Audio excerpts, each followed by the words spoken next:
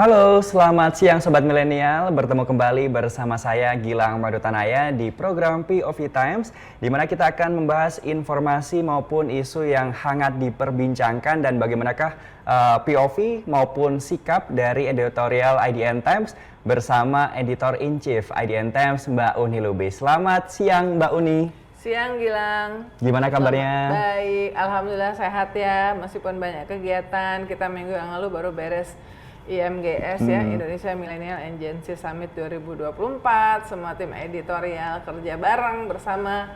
Alhamdulillah sukses dan mudah-mudahan kalian juga monitor ya perkembangannya, termasuk konten-kontennya yang juga kita upload di YouTube IDN Times. Jadi yang mungkin kemarin ketinggalan bisa saksikan langsung di minggu depan karena kita akan upload untuk aktivitas IMGS di minggu kemarin ya.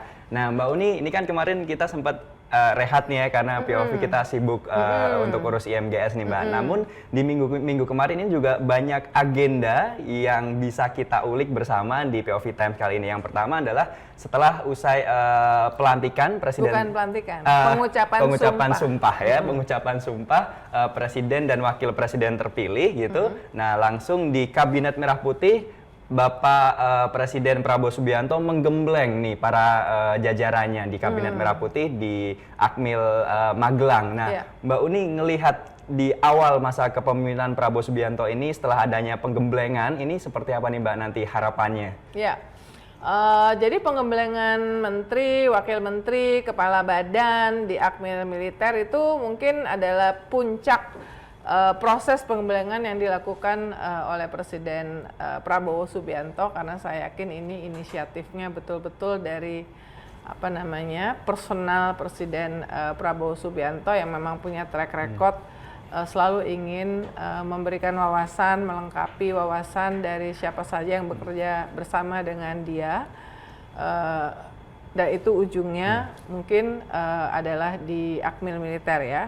Kita melihat di berbagai media sosial itu bertebaran foto-foto, vlog dari peserta menggunakan seragam militer, tidur di tenda yang lumayan nyaman, tapi berangkat ke sananya dengan Hercules, Hercules yang yang duduknya itu hadap-hadapan juga ya. Hadap-hadapan dengkulnya sentuh-sentuhan dengkul gitu ya. Nah, pertama ya satu ini adalah Pak Prabowo, kedua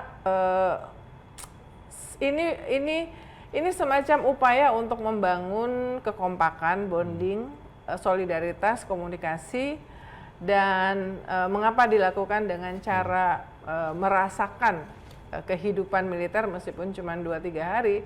Yang paling terasa itu adalah disiplin. Saya rasakan mereka di sana juga berinteraksi dengan taruna-taruna yang pagi-pagi kan ada menteri yang bilang jam 4 pagi sudah harus bangun, dan Pak Prabowo, Pak Presiden udah ada di lapangan ya. Itu kan adalah disiplin ya, disiplin, stamina, karena memang mengurus negara yang sangat besar, yang negara dengan belasan ribu kepulauan, perjalanan yang panjang-panjang ke berbagai tempat di seluruh pelosok Indonesia, ini kan butuh stamina. Jadi dalam konteks itu saja Pak Prabowo ingin supaya stamina, disiplin, kekompakan, jiwa korsa istilahnya itu ada dari awal, karena kan ini 109 ya, 109 banyak di antara mereka tidak mengenal, dan ngompakin yang 34 atau 36 menteri saja dalam perjalanan sejarah birokrasi kita tidak mudah. Yang namanya birokrasi itu selalu ada soal sulit koordinasi, sulit sinergi, sulit sinkronisasi, sulit komunikasi ya.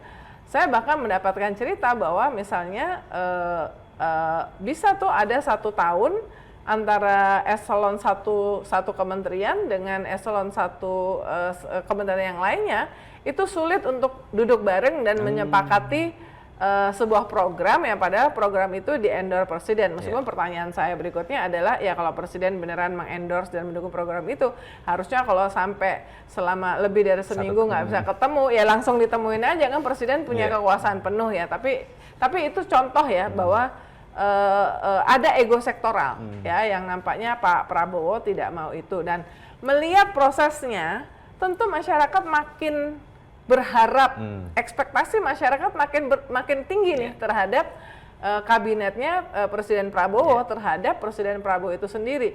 Pak Prabowo bahkan mungkin untuk mencegah ada semacam kritik bahwa ini kan pemborosan, bikin acara segala macam yang di tendanya mewah apa segala macam. Kemudian Pak Prabowo lewat Abdullah Karding ya, itu mengatakan bahwa salah satu menteri mengatakan bahwa ini dibiayai sepenuhnya oleh pribadi ya.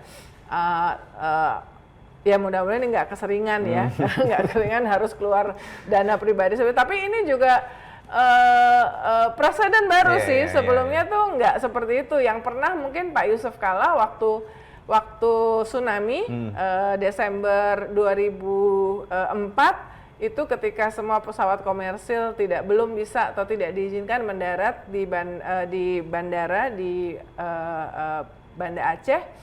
Pak Yusuf Kalla 27 Desember kebetulan saya ikut bareng Najwa ya sebagai 2 wartawan dari Jakarta yang mendarat pertama kali di sehari sudah tsunami.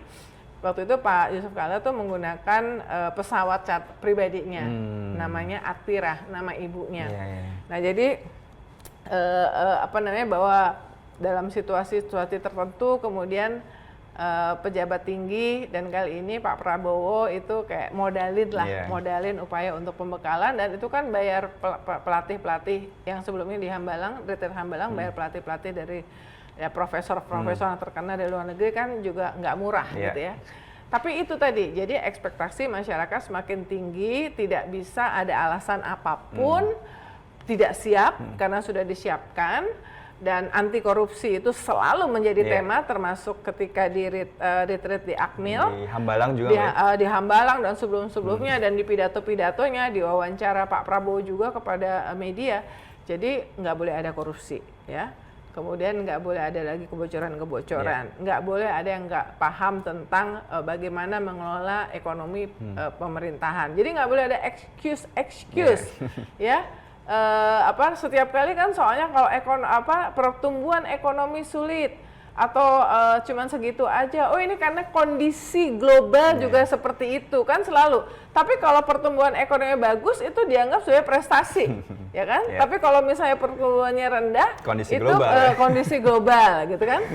Kalau COVID kita paham banget karena semuanya mengalami kontraksi. Tapi jadi excuse semacam itu mudah-mudahan makin sedikit, dan kita berharap kita lihatlah 6 bulan ke depan kan katanya give the benefit of the doubt, berikan kesempatan kabinet ini untuk bekerja, tapi sekali lagi rakyat berharap ini benar, kerja yang benar, nggak boleh lagi ada alasan nggak siap apa segala macam, karena untuk pertama kalinya dalam sejarah, setidaknya selama saya jadi wartawan lebih dalam 35 tahun terakhir tuh baru kali ini tuh sampai ada pembekalan untuk kabinet. Ya, ada bonding tersendiri, cara tersendiri ya. Jadi nggak boleh ada yang di WhatsApp nggak jawab, terus kemudian nggak bilang sama anak buahnya eselon 1, eselon 2 bahwa kalian harus segera nih. Jadi One Indonesia, kalau kita di sini One IDN. One IDN harus ada sinergi antar bidang segala macam. Kalau ini One Indonesia. Oke, One Republik Indonesia ya. Udah bikin grup juga itu Mbak, mungkin grup WA ya. Langsung dimonitor Pak Prabowo itu ya. Iya, benar. Oke, Mbak lanjut soal dari Presiden Mungkin Prabowo. Pak Prabowo yang monitor lewat Mayor Teddy. Oh iya, langsung ya, Seskap ya. Jadi kalau ada apa-apa langsung tuh di grup ya. Mbak lanjut, kalau dari Presiden Prabowo juga diagendakan setelah kemarin melakukan adanya retreat juga. Nah, ini akan melakukan perjalanan kunjungan luar negeri yang untuk pertama kalinya ya, sebagai presiden. Oke. Nah, yang pertama itu adalah agenda APEC yang akan berlangsung di Peru pada 10 sampai dengan 16 November, lalu dilanjutkan untuk KTT G20 yang berlangsung di Brazil pada 18 dan 19 November. Nah, Mbak, kalau bisa kita lihat agenda dari Presiden Prabowo, sebenarnya ini apa arti untuk diplomasi Indonesia? Ya, nah kita sebelumnya sudah pernah membahas kan bahwa Presiden Prabowo nampaknya akan menjalankan fungsi sebagai pemimpin diplomasi luar negeri Indonesia. 10 tahun Presiden Jokowi bahkan tidak pernah hadir di UNGA ya, sidang Majelis Umum PBB yang biasanya sekitar minggu ketiga September. Dan dia baru banyak kunjungan ke luar negeri terutama bilateral menjelang menjadi tuan rumah dan memegang G20 presidensi. Jadi kunjungan dia termasuk ke Amerika, Rusia, Ukraina dan segala macam itu termasuk dalam upaya untuk mengundang pemimpin-pemimpin itu untuk datang di acara G20 yang di Bali dan juga bilateral katanya untuk mengundang investasi. Nah, Pak Prabowo berbeda ya, dan ini akan ditunjukkan ya, sangat excited, penasaran untuk melihat intervensi ini kalau di acara multilateral seperti G20 dan APEC ini kan istilahnya intervensi apa yang disampaikan oleh kepala pemerintahan. Kalau di APEC itu pemimpin ekonomi, dalam konteks ini kita menunggu apa yang akan disampaikan oleh Presiden Indonesia Prabowo Subianto. Dan ini adalah menurut saya sebuah sinyal yang makin memantapkan bahwa Pak Prabowo akan membawa Indonesia makin aktif di berbagai panggung dunia. Menteri Luar Negeri Sugiono baru kembali dari pertemuan BRICS dan kemudian mengannounce bahwa Indonesia dalam proses untuk masuk dalam BRICS yang sebelumnya ketika tahun lalu tuh saya ikut BRICS Summit yang di Johannesburg di Afrika Selatan. Dan pada saat itu posisinya Indonesia itu masih ragu-ragu ya, belum memutuskan, menimbang-nimbang apakah kalau masuk ke fakta ini kemudian akan membuat posisi Indonesia tidak lagi non-alignment terhadap fakta yang lain, karena kan di konstitusi kita kan kita politik luar negeri bebas aktif, tidak bergabung dengan pihak-pihak manapun. Nah ini kita akan melihat Presiden Prabowo yang akan aktif hadir di acara-acara panggung-panggung internasional, sebenarnya mirip-mirip sama apa yang dilakukan oleh Presiden SBY. Karena kan kita aktif di G20 di zamannya Presiden SBY ya, terutama sesudah krisis ekonomi di tahun 2008 ya. Nah itu sih menariknya dan Kemlu tentunya dianggap penting karena punya 3 wamen ya. Wamen menlunya adalah dikatakan anak ideologisnya Pak Prabowo, Sugiono, kemudian ada wamen yang diplomat sangat senior Pak Hafaz Ugroseno, dia ahli hubungan internasional. Kemudian ada Armanata Nasir yang sebelum diangkat jadi wamen dia menjadi dubes perwakilan tetap Indonesia di New York untuk UN. Kemudian ada politisi dari Partai Gelora, Bang Anies Mata yang mungkin akan, dan dia sudah memberikan hints bahwa terutama untuk menjalin hubungan dengan negara-negara Islam ya. Nah jadi menarik, diplomasi luar negeri kita mungkin akan lebih menarik aktif juga Mbak ya. Kita akan lebih diharapkan lebih aktif, tapi sebetulnya dengan keberadaan Menteri Luar Negeri Retno Marsudi sebenarnya sudah aktif ya, termasuk sikapnya jelas. Jadi Bu Retno itu karena Pak Jokowinya tidak aktif, presidennya, jadi memberikan delegasi itu kepada Menlu Ibu Retno. Kalau sekarang Pak Prabowo tuh akan terlibat langsung ya. Nah, selain itu ada informasi juga yang bisa dibilang baru malam-malam tadi nih Mbak, mengkagetkan juga. Nah, ini adalah mengagetkan ya.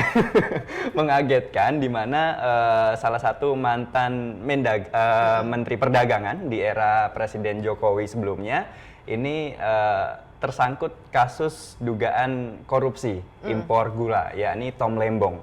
Nah, ini gimana Mbak ngelihat dari segi Mbak Uni ataupun editorial? Ini kan program POV Times ya, Point of View IDN Times, di mana ini juga menyampaikan posisi editorial dari IDN Times dan behind the scene dari peliputan. Tadi retreat kita mengirim wartawan ya, makanya banyak sekali beritanya.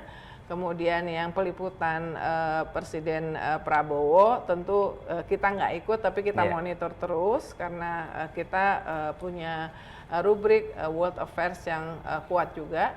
Nah, satu yang berkaitan dengan Tom Lembong, posisi editorial IDN Times itu selama ini kami selalu menempatkan media itu sebagai watchdog. Watchdog itu yang menjaga kekuasaan atau siapapun agar tidak melenceng ya. Nah, anti korupsi jelas, IDN Times pro anti korupsi, maka semua kasus-kasus yang berkaitan dengan korupsi, dugaan korupsi segala macam, siapapun yang terlibat itu akan kita kawal, dalam artian kita monitor dengan ketat, ya. Apalagi yang menyangkut orang yang ada di kekuasaan atau pernah ada di kekuasaan. Nah, kasusnya Tom Lembong ini kan di tahun 2015, 2016 itu era tahun-tahun awal dari Presiden Jokowi.